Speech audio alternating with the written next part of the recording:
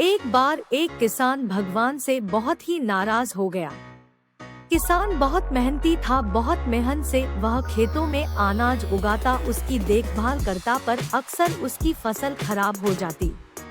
कभी सूखा पड़ जाता, कभी बाढ़ आ जाती, कभी तेज धूप, कभी आंधी, कोई न कोई कारण बन ही जाता कि उसकी फसल खराब हो जाती। एक दिन वह किसान गुस्से में आसमान की ओर देखकर भगवान से कहा, हे ईश्वर, आपको लोग सर्वज्ञता मानते हैं कि आप सब जानते हैं, कहते हैं कि आपके इच्छा के बिना एक भी पत्ता नहीं हिलता, पर मुझे तो लगता है कि आप छोटी सी छोटी बात भी नहीं जानते। आपको तो ये भी नहीं पता कि खेतीबाड़ी कैसे करते हैं।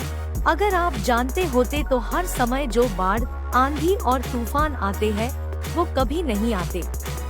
आप नहीं जानते कि कितना नुकसान उठाना पड़ता है हम किसानों को। यदि आप मेरे हाथ में यह शक्ति दे दे कि जैसा मैं चाहूँ वैसा मैं मौसम कर दूं, फिर आप देखना मैं अन्न के भंडार लगा दूंगा। भगवान इस किसान के तीखे वाक्य सुनकर मुस्कुरा रहे थे और वह किसान के सामने प्रकट होकर बोले, मैं आज से तुझे यह शक्ति देता हूँ कि तुम अपनी खेतों पर तुम्हारी जैसी इच्छा ही तुम वैसा मौसम कर दोगे। मैं बिल्कुल भी दखल नहीं दूंगा, तुम्हारी इच्छा से सब कुछ होगा। किसान बहुत खुश हो गया। किसान ने गेहूं की फसल अपनी खेतों में बोई।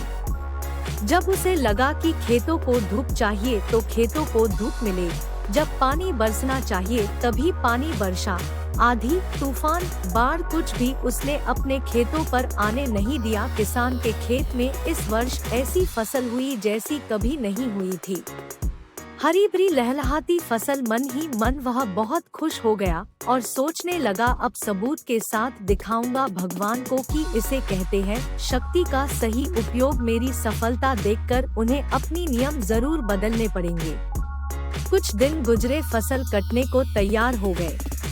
किसान बहुत उत्सुकता के साथ फसल को काटने लगा, पर जैसे ही उसकी नजर गेहूं की बालियों पर गया तो उसने अपना सिर पीट लिया और वह रोने चिल्लाने लगा।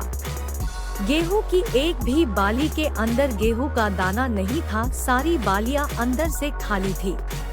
किसान बहुत दुखी हो गया। उसने भगवान को रोते हुए फिर पुकारा, हे प्रभु, तुमने ये मेरे साथ क्या किया? क्या तुमने मुझे कोई सजा दी? भगवान बोले, पुत्र, ये तो होना ही था। तुमने पौधों को संघर्ष करने का मौका ही कहाँ दिया? ना तो तुमने उन्हें आंधियों से जूझने दिया, ना तेज बारिश से सहने दिया और ना ही धूप में तपने दिया।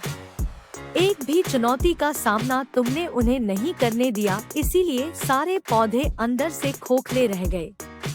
जब आंधी, तूफान, तेज बारिश और धूप पड़ती है तभी ये पौधा अपने अस्तित्व को बचाने के लिए संघर्ष करते हैं और इसी संघर्ष से एक बल पैदा होता है जिसमें शक्ति होती है, ऊर्जा होती है।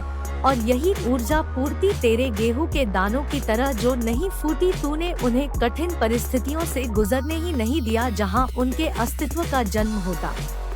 सारे बालियां इसीलिए खाली है, इसमें एक भी गेहूं का दाना इसलिए नहीं है क्योंकि तुमने अपने पौधों को संघर्ष कराया ही नहीं। याद रखिए, स्वर्ण में सवर्णीय आभा तभी आती है जब वह आग में तपने, गलने और हथौड़े से पीटने जैसे संघर्षों से गुजरता है।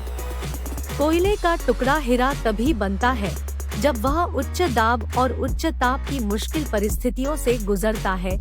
इसी तरह यदि हमारी जिंदगी में कोई संघर्ष ही ना हो, कोई चुनौती ही ना हो, तो हम भी गेहूं की बालियों की तरह खोखले रह जाएंगे, कोई अस्तित्व नहीं होगा हमारा।